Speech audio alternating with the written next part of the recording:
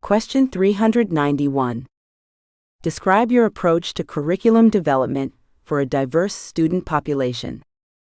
My curriculum development approach emphasizes inclusivity and adaptability.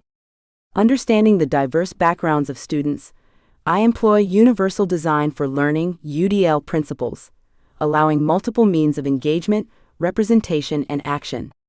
This includes creating varied instructional materials that cater to different learning styles, such as visual aids, hands-on activities, and interactive discussions. I also actively solicit student feedback to adjust course content and delivery methods. Collaborating with colleagues to share resources and strategies ensures a rich, diverse curriculum. Ultimately, the goal is to create an environment where every student feels represented and engaged in their learning journey. Question 392. What methods would you use to assess student understanding and progress in technical subjects? To assess student understanding in technical subjects, I employ a blend of formative and summative assessments. Formative assessments, such as quizzes, peer reviews, and in-class activities, provide ongoing feedback. Summative assessments, including projects and exams, evaluate cumulative knowledge. Additionally, I incorporate project-based assessments that reflect real-world applications, allowing students to demonstrate practical skills. Utilizing rubrics ensures transparent grading criteria. I also encourage self-assessment and reflection, fostering metacognition in students. Regular check-ins and open communication channels help identify struggling students early, allowing for timely intervention and support. Question 393. How do you handle a situation where a student is consistently underperforming in your class? Addressing underperformance begins with understanding the root causes. I would first arrange a one-on-one meeting to discuss the student's challenges. This conversation should be empathetic and supportive, creating a safe space for the student to express their difficulties. Together, we would establish clear, achievable goals and identify resources, such as tutoring or workshops, to assist them. Additionally, I would offer differentiated instructional methods tailored to their learning style. Regular follow-ups would ensure they remain on track, fostering a growth mindset. My aim is to empower the student to take ownership of their learning while providing the necessary support. Question 394. What role does collaboration with industry professionals play in your teaching strategy? Collaboration with industry professionals is vital for bridging the gap between academic theory and real-world application. By inviting guest speakers, organizing workshops, and establishing internship opportunities, students gain first-hand insights into industry practices and trends. These connections help align the curriculum with current workforce demands, ensuring students acquire relevant skills. Additionally, collaborating on projects allows students to work on practical problems faced in the industry, enhancing their problem-solving abilities. Such partnerships can also facilitate mentorship opportunities, providing students with valuable networking resources while enriching their educational experience with diverse perspectives and expertise. Question 395. How do you ensure that your teaching practices are inclusive of all learning abilities? To ensure inclusivity, I implement Universal Design for Learning (UDL) principles, which promote flexible learning environments.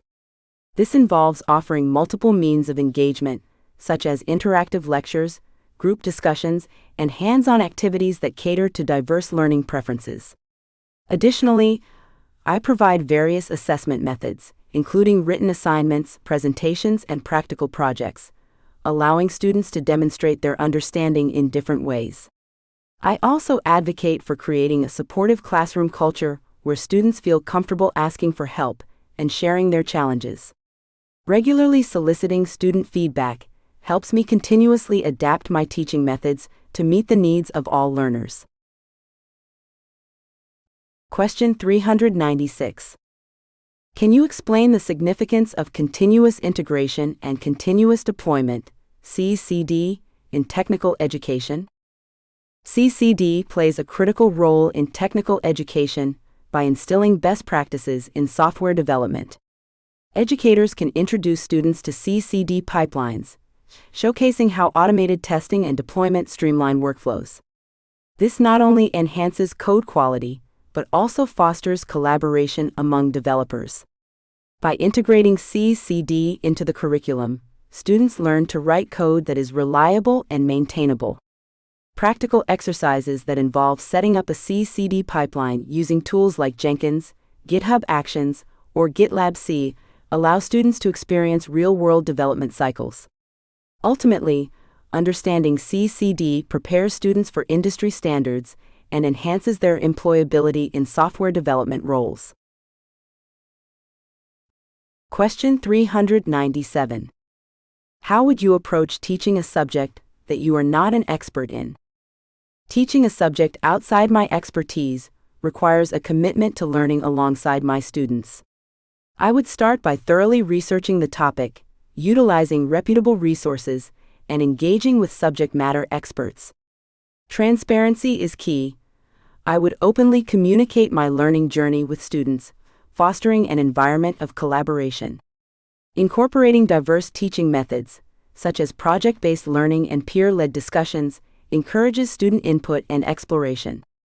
I would also leverage online resources like webinars and MOOCs to stay current. Additionally, I would invite guest lecturers or industry professionals to enhance the learning experience, ensuring students receive comprehensive and accurate information. Question 398. How do you plan to contribute to the community college's mission and vision?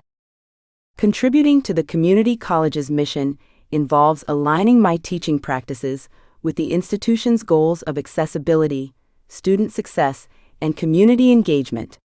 I plan to enhance academic offerings by developing inclusive curricula and promoting innovative teaching methods that cater to diverse learners. Engaging in community outreach initiatives, such as partnerships with local organizations, can provide students with practical experiences and strengthen community ties. I also aim to participate in faculty committees to contribute to institutional improvements and to advocate for student needs. By fostering a supportive and inclusive classroom environment, I can help empower students to achieve their educational and career aspirations. Question 399. How do you stay updated with the latest trends and technologies in your field? Staying updated with trends and technologies involves continuous professional development. I actively participate in workshops, webinars, and conferences relevant to my field. Subscribing to industry journals and online communities allows me to engage with peers and experts, exchanging insights on emerging technologies. Following influential thought leaders on platforms like LinkedIn and Twitter provides real-time updates on innovations. Additionally, I engage in self-directed learning through online courses and certifications to expand my skill set. This commitment to lifelong learning not only enhances my own expertise, but also enriches my teaching, ensuring that students receive the most current and relevant information. Question 400. Describe a time when you had to adapt your teaching style to accommodate a specific student's needs. During one semester, I had a student with a visual impairment in my class. To accommodate their needs, I adapted my teaching style by providing all lecture materials in accessible formats, including audio recordings and large print documents. I also used descriptive language during presentations to ensure the student could visualize concepts. Additionally, I encouraged collaboration with classmates to foster inclusive group work dynamics. By regularly checking in with the student, I was able to adjust my methods further based on their feedback. This experience reinforced the importance of flexibility in teaching and highlighted the value of creating an inclusive learning environment for all students.